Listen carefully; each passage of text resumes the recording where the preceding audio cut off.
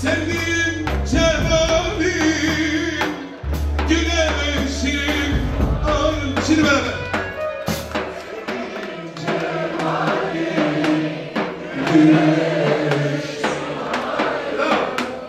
Seni seven aşığım, çekeriz var.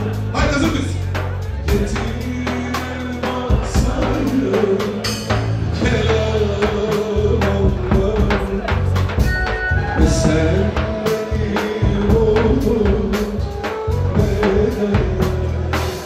karadır kaşlar, elvan yazdır. Bu aşk beni diyor, diyor.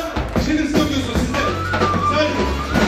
Karadır kaşlar. Yörük Türkmen Korosu. Helal.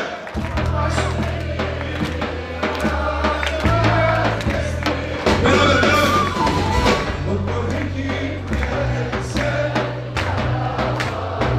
Allah razı olsun o günlerden.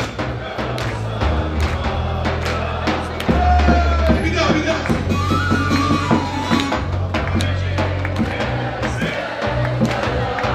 Hayır Eskişehir abi. Kurban olalım. Haydi lan! Ormanlardan aşağı, aşağı giderim. Nazlı yarim kaybetti, ağlar gezer. Hazır mıyız?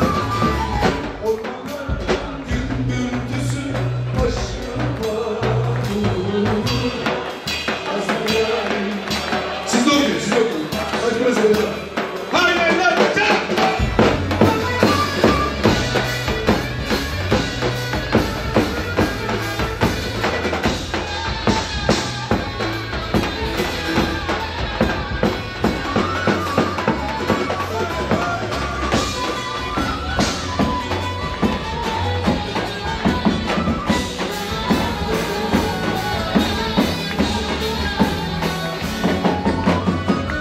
Karadır kaşlarım, yerler girişler.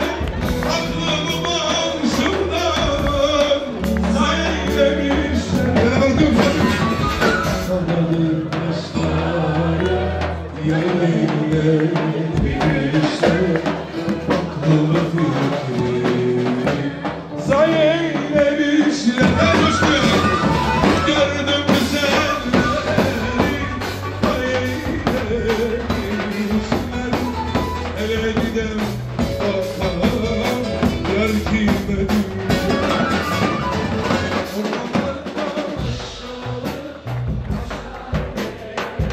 Okuyalım hocam beraber.